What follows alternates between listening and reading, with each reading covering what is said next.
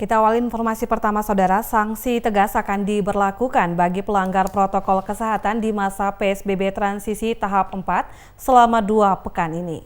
Hal ini dilakukan sesuai dengan instruksi Presiden nomor 6 tahun 2020 tentang penerapan disiplin dan penegakan hukum protokol kesehatan.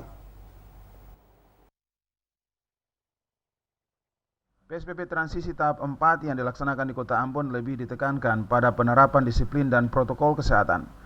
Hal ini merupakan penjabaran dari Impres 6 tahun 2020 tentang penerapan disiplin dan penegakan hukum protokol kesehatan dalam mengendalikan COVID-19. Koordinator PPNS untuk penerapan disiplin dan penegakan hukum protokol kesehatan John Slarmanat menegaskan Impres 6 ini telah dijabarkan dalam Peraturan Wali Kota nomor 25 tahun 2020 tentang penerapan disiplin dan penegakan hukum protokol kesehatan dalam pengendalian COVID-19. Peraturan Wali Kota ini telah mengatur sanksi-sanksi terhadap pelanggar protokol.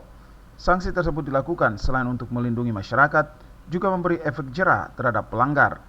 Yang paling utama adalah untuk objek pengaturan daripada penerapan disiplin ini adalah perorangan, kemudian bidang-bidang.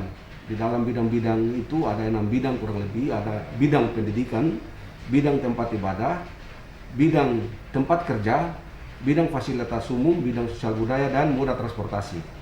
Ya. Sehingga seluruh bidang dan juga perorangan itu mempunyai kewajiban untuk menerapkan protokol kesehatan dalam seluruh aktivitas. Menurut Slarmanat, sanksi yang diterapkan sesuai Perwali dengan rujukan Impres 6 adalah sanksi sosial dan denda administratif. Setiap orang yang tidak menggunakan masker akan dikenakan sanksi sosial dan denda administratif. Untuk sanksi sosial akan dilakukan sesuai kearifan lokal, sedangkan untuk denda akan dikenakan sebesar Rp100.000. Melki Latusaule dan John Ralhalo melaporkan. Pusat Industri Kreatif atau yang dikenal dengan Youth Creative Hub akan dibangun di Kota Ambon di tahun 2021. Fasilitas ini akan menjadi tempat berkumpulnya pengusaha muda di daerah ini.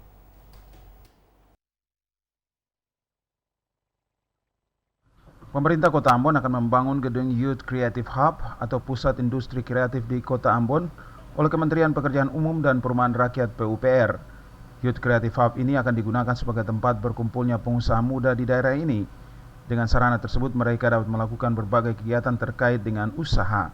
Pada Youth Creative Hub akan dilakukan kelas-kelas pelatihan terkait usaha dan bisnis. Gedung tersebut juga rencananya dilengkapi dengan showroom dan akomodasi hostel yang dapat menampung peserta saat melakukan workshop atau pelatihan. Hal ini diakui Kepala Dinas Pekerjaan Umum dan Perumahan Rakyat Kota Ambon Enrico Matita Putih. Menurutnya anggaran yang disiapkan untuk pembangunan gedung tersebut sebesar 180 miliar yang dibiayai Kementerian PUPR.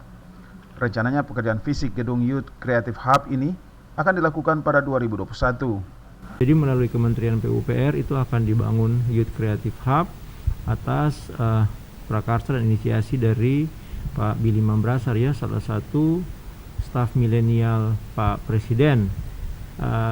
Itu kita akan membuat Youth Creative Hub untuk tempat berkumpulnya pengusaha-pengusaha muda. Dinas Pekerjaan Umum dan Perumahan Rakyat Kota Ambon telah melakukan pembebasan lahan untuk pembangunan gedung itu. Lahan yang disiapkan yaitu seluas 2,6 hektar berada di kawasan Halong, Kecamatan Baguala. Melki